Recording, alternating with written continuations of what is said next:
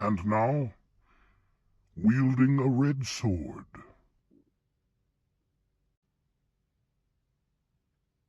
Chapter 4. Storm. In the morning they got up, and Mim faced away while Rapture changed into fresh apparel. Then they went to his suite, where she faced away while he changed. But it hardly mattered. The enforced openness of their minds and feelings made physical concealment pointless. They had breakfast, then they took a walk by the placid lake. Mim stood at the shore and removed his clothing. 2 times 2 is 4, he thought intensely. 2 times 4 is 8. It pretty well drowned out whatever else he might have been thinking. Rapture looked askance, then nodded. She was bright enough. 2 times 3 is 6, she thought as she removed her own dress. 2 times 6 is 12. Their 2 sets of computations tended to interfere with each other, making concentration difficult. They simply started over when an error was made. Naked, they entered the water and swam for the far shore. Mim had not dared to ask directly whether Rapture swam, for that would have betrayed his intent. It was evident that she did indeed swim well. In fact, she was especially lovely as she stroked along beside him. He remembered the mermaid in the tank, but Rapture was far prettier than the halfling had been. 2 times 24 is 48, Rapture thought emphatically, reminding him to keep his mind on his own computations. Half guiltily, he did. In that manner they crossed the lake, making excellent progress.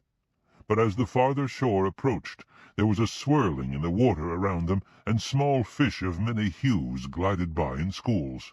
Then 4 fish poked their snouts up in front, chanting, "If your father knew, he would fall into a deadly rage." Rapture gulped a mouthful of water and spluttered. For a moment she thrashed inelegantly before recovering her equilibrium. "My father!" she exclaimed, upset. Mim was treading water, making sure she was all right before resuming the swim. The speaking of the fish had been a shock, but this was evidently a harmless manifestation. He glanced back and saw a huge fin cutting the water toward them. Now he felt dread, for he was weaponless and ill-equipped to defend himself in the water. Rapture, of course, was even more vulnerable. She screamed. The fin circled and cut between them and the shore ahead. There it remained, awaiting them. Mim considered. The talking fish had made it clear that their attempt to escape had not gone unnoticed, and the fin suggested rather strongly that it would not go unpunished. He sighed. He pointed back to the castle. They began to swim back the way they had come, and the fin did not follow. They spent the rest of the day touring the lovely gardens and alcoves of the premises, remaining close together, and it was pleasant enough. The castle did not threaten them as long as they tried neither to escape it nor to separate from each other. But this proximity continually caused Mim's thought to dwell on the obvious virtues of the princess, and she felt flattered, though she tried to fight it, and this feeling came back to Mim, encouraging further thoughts. They sat in a pretty stone patio, sharing the feeling of captivity. "What are you going to do, Mim?" Rapture asked. "You know where this is leading." "I know," he sang. "But perhaps if we knew each other better, the result would not be what is intended." "It would not?"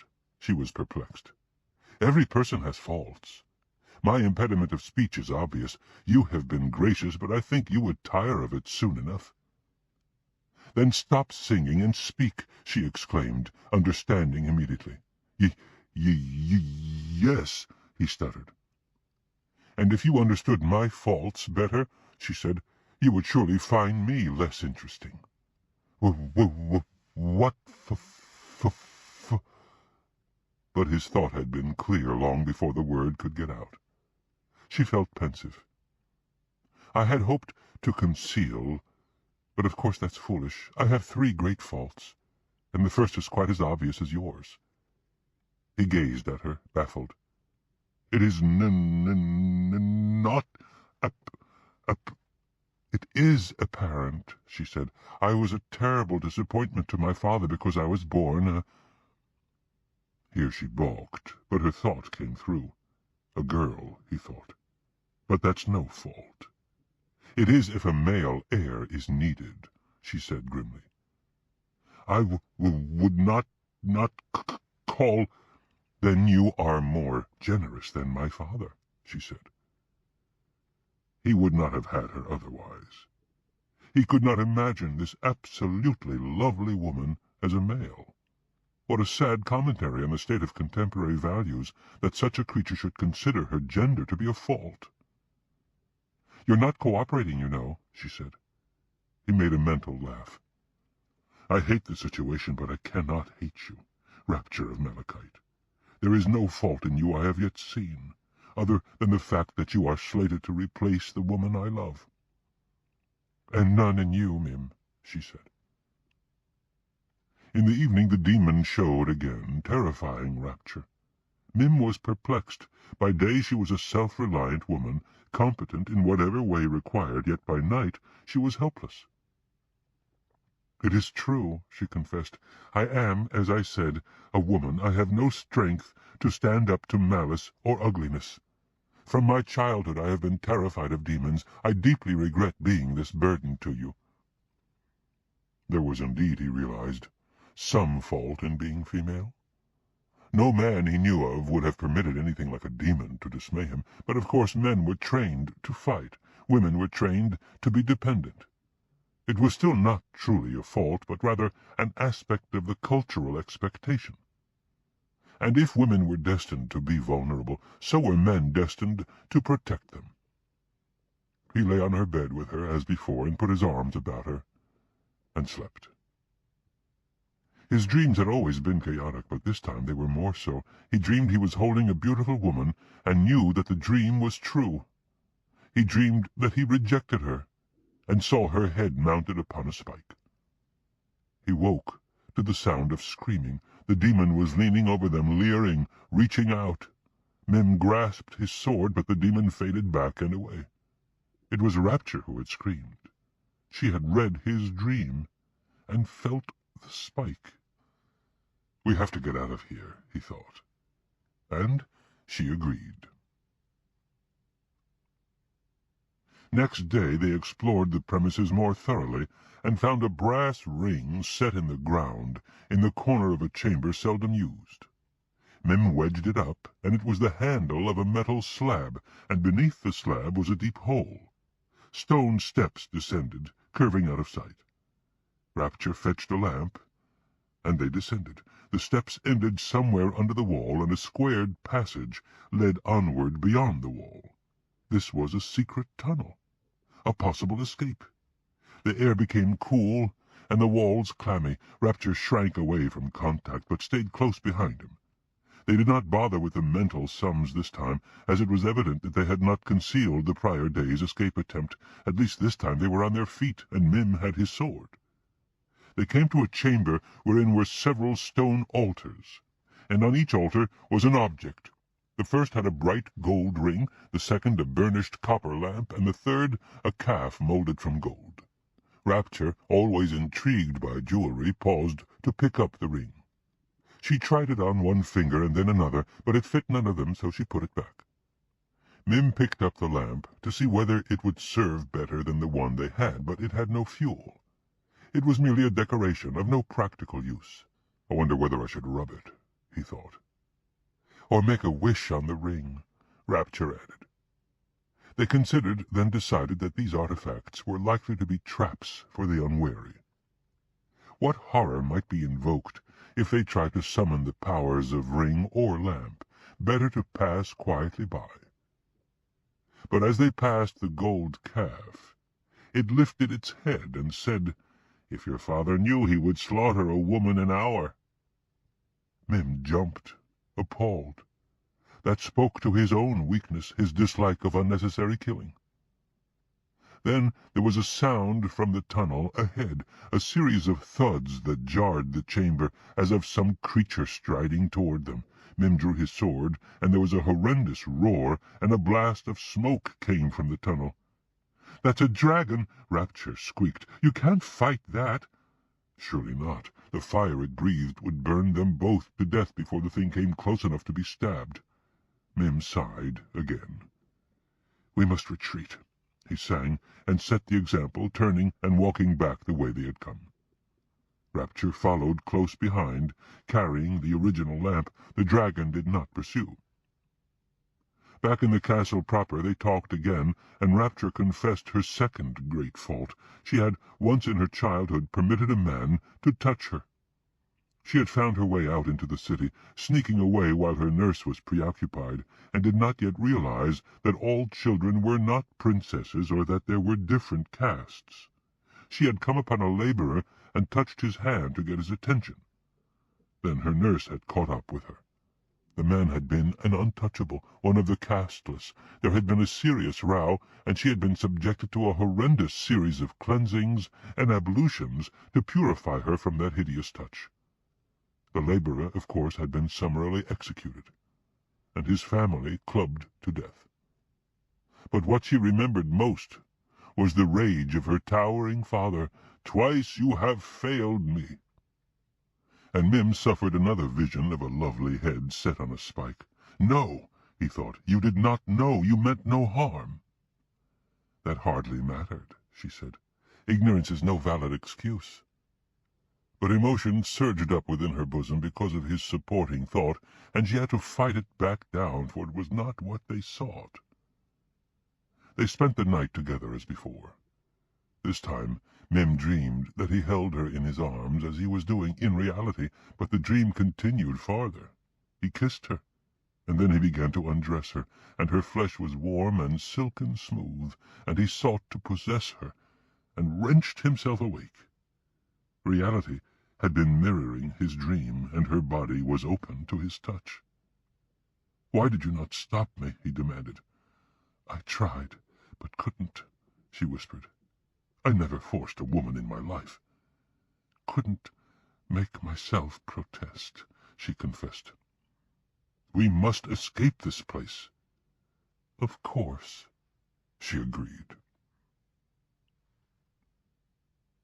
But it was several more days before they discovered another way to make the attempt. High in the castle, on a turret, birds of every description landed to take the pure water offered there.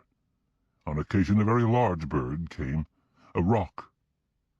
"That bird could carry us over the wall," Mim sang. "But wouldn't it consume us? Not if we let it know our nature.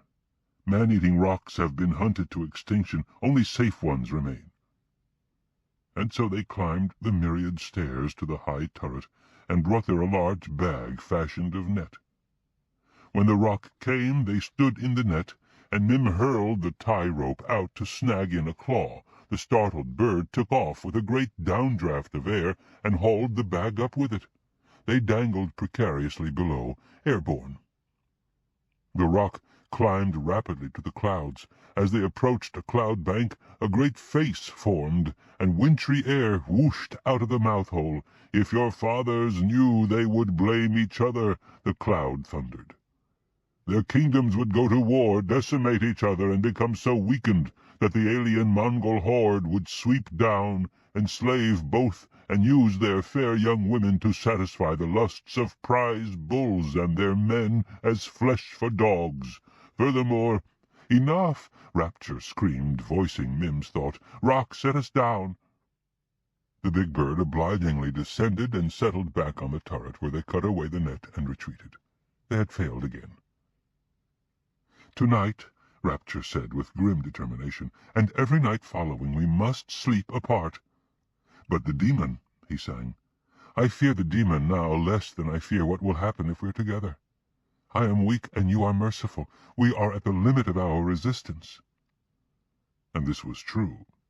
Surely the demon would not actually hurt her. It existed only to frighten her into obeying the design of the castle. Rapture retired alone, but her fear spread throughout the castle. Mim remained in his own suite, determined not to go to her unless she called. It was difficult. Yet what were they fighting? He asked himself. Their physical contact was urging them on to sexual fulfillment, but that was not the same as love. He had sex with concubines. He loved Orb. Wouldn't it be easier to treat Rapture as... No. She was, as she had said at the outset, no concubine. She was a princess. She was not to be used and set aside. He thought about Orb, but now she seemed far away. Of course he loved only her, yet the cutting edge seemed to have been blunted. This castle was working its sinister magic despite all he could do. It was not that Rapture was unworthy. She was objectively the equal of Orb. She was a princess, as Orb was not, but Orb was self-assured, as Rapture was not. Orb could stand alone by day and by night. Rapture was forever vulnerable. That was a mark against her. What man wanted a totally dependent woman? He became aware of something else. He focused on it and realized that it was Rapture's suppressed thought. She was trying to shield it, to prevent him from reading it, and that made him curious. 3 times you have failed me. Mim saw another head upon a spike, and this time there was no doubt about its identity. It was Rapture's. He leaped up and charged to her suite. She was there, sitting naked on the bed, a knife at her breast. Now the muffled thought was clear to him. She was about to kill herself. "No!" he cried. "You must not!" He ran across and grabbed her hand just as the sharp point touched her flesh. A streak appeared as she fought to complete the act. He forced her arm away, outward, but she clung to the knife with the strength of desperation. 3 times I have failed," she cried. They fell to the bed, his left arm against her right, fighting for the knife. His face banged into her bosom, and he tasted the blood.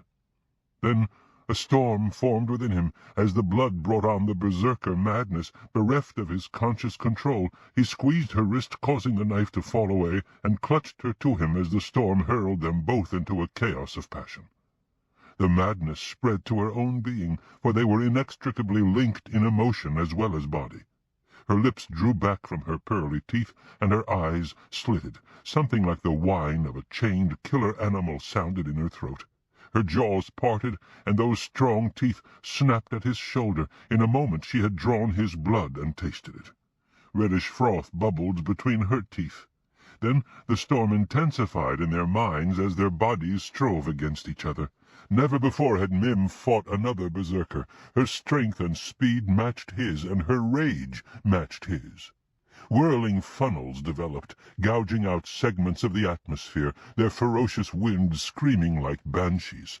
His funnel advanced on hers, and hers met it eagerly, and the two danced about each other, seeking devastation. Then the 2 aspects of the storm charged together, while his teeth and hers attacked their physical targets. Their snarling mouths met and struggled for purchase, but could find none. Locked together, tooth against tooth, nullified, they paused. Now their tongues sought battle, wrestling against each other. The 2 storm funnels merged, and their winds formed into an overlapping pattern, doubling the force. The coursing winds expanded, forming a larger funnel, a larger eye, bringing a new kind of order to the chaos of the storm. Steadily the air became organized into a huge circular pattern, savage in its force. And steadily their mouths, gnashing against each other, modified into a different kind of contact. In this whirling intensity and stasis, the thoughts that were the most focused aspects of their feelings and experience were stripped of their clothing of qualification and stretched out in full view before being dissipated. I expected a tough, callous, overbearing brute who would ravish my body but never touch my soul, she thought involuntarily. And I expected a cold, aloof woman who would never risk her heart, he thought. Their lips were softening into a sustained, deep kiss. Or an inconsequential courtier type of no practical use, perhaps more interested in young boys than in genuine women. Or a seductress, set to vamp any man regardless of his merit, a concubine in the likeness of a princess. The kiss intensified, and their bodies slowly relaxed against each other. But I found a decent and caring man who tried to treat me with courtesy, though he loved elsewhere. And I found a woman who was competent and beautiful by day and vulnerable by night. I could have despised the brute or ignored the courtier. I could have ignored the aloof or used the seductress. And so she had discovered in him a man she could genuinely respect. But because of that she did not wish to corrupt him. He had another love. She would not attempt to interfere with that, despite her mandate from her father. But her good intention was subverted by her female nature. When he protected her at night, she came to appreciate him more than she wished. Unable to prevent the development of what she strove to avoid, she had finally set out to solve the problem in the only way possible. "That is why I have to die," her thought concluded. "It is the only decent thing to do. I could not face my father after failing him for the third time, but I could not allow myself to corrupt you." And he had discovered in her a woman the equal of the one he loved, and one he might have loved had he met her first. But because he did love another, he had no right to compromise this one. He had exerted his discipline to act with propriety, despite the devices of the castle. When she had required protection at night, he had done what was required, and no more. "But I could not allow you to die," his thought concluded. "That was no decent thing to do." And so their dilemma was upon them, for both knew that if she did not die, she would corrupt him. The ambience of the castle made that inevitable. He did not like that term, corrupt. "And even if you did not love elsewhere, I would not be worthy of you," she thought. "The one you love is strong while I am weak." "She is strong while you are weak," he agreed. "Therefore I must be sacrificed, that you may return to her." But Orb, he realized, could survive without him, because she was strong. A woman like her could have any man she chose. She had blessed him with her love, and done more for him than any woman before had done, but she did not truly need him. While Rapture could not, at this stage, survive without him. "So let me die," she pleaded. Rapture loved him. This could no longer be concealed. So she chose to die, solving her problem and his. She had never sought the selfish way that would bring her the praise of her grim father. She had never tried to capture him, despite her emotion and her need of him. He considered her while their bodies remained locked in the kiss, and their emotions swirled in a monstrous pattern about them. Rapture was the perfect woman, except for her single great weakness, her dependence on him. She was terrified of being alone. Yet she had had the courage to do what she felt necessary, to abolish her own life to free him. This had been no pretense, no play for sympathy. She had made her decision and sought to implement it. He was assured of this, for no false thoughts were possible here. The courage she lacked for herself, she had risen to in her effort to protect him. "It is already too late," he realized. "I would be dead now if you had not prevented me. You would have been safe from corruption." "I prevented it because I was already corrupted." Then he laughed, mentally, at the irony of the term. "Even now let me go and you will be free," she persisted. "How can I be free by letting you die, when I love you?" Like startled birds, her thoughts and emotions swirled, finding no anchorage. "But I am weak where she is strong." "Therefore you need me more than she does. No woman ever truly needed me before." "But this made no sense," she protested. "No one would choose another to love because of a weakness." "No woman would," he agreed. "But a man desires a dependent woman, whatever he might say to the contrary. A man wanted his woman all to himself. It wasn't nice, it wasn't generous, but that was what he most truly desired. When his illusions were stripped away, a lovely, talented, and completely dependent woman. And while her confusion swirled about them, he shifted his body, encountering no resistance, and took her in the manner they both desired. The storm intensified, obliterating all else, carrying them both into the rapture of their passion, the physical expression of their love. Then they emerged into the center of the storm, and it was completely calm, a region very like nirvana. For 1,000 years they floated there, gently sharing their unbound love. The intense ecstasy of the breakthrough had become the enduring pleasure of complete acceptance, physical, emotional, and mental, and the latter was more wonderful than the former. Then it was morning. They spent the remainder of the month as true honeymooners, going hand in hand by day, sharing a bed by night. They shared thoughts, coming to know all the details of each other's existences. They agreed that they would be married as soon as was feasible, but would keep company in the interim. It had been a desperation measure of the two Rajas, sending them unwed to the Honeymoon Castle, because of course it guaranteed that the bride would not be virginal. But this was, after all, the 20th century, and the rulers of nations did what they deemed expedient, regardless of the ancient proprieties. A contraceptive spell would keep Rapture from becoming prematurely pregnant. That would suffice. "But Orb," she inquired, concerned, "what of her?" "I gave her my magic serpent ring," he sang. "It always informs its user of the truth, if asked. I have no doubt she knew of my defection long before I did. She had only to ask it, 'Will Mim return?' and it would squeeze twice. 2 years have passed. She may already have found another man. I sincerely regret putting her through this business, but she knows that I loved her when I was taken from her, that I intended to return to her, but was prevented."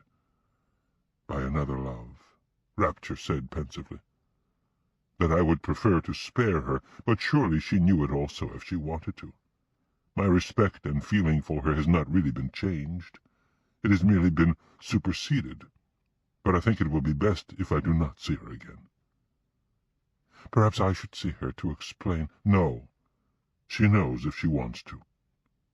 We must leave her to her own life, which will surely be a rich one. With the ring she may be able to find the Lano, the song she sought. That much, at least, I may have done for her." "If you are sure—" "You fought to protect her, to avoid diverting my love from her," he reminded her. "You meant to kill yourself. But it happened anyway because you are what you are, and I am what I am, and the castle is what it is. We have a new reality, and I would not change it now if I had the power. Still, I feel guilt, and I feel it when you feel it, but I think it will pass." And by the time the month was done, it had passed.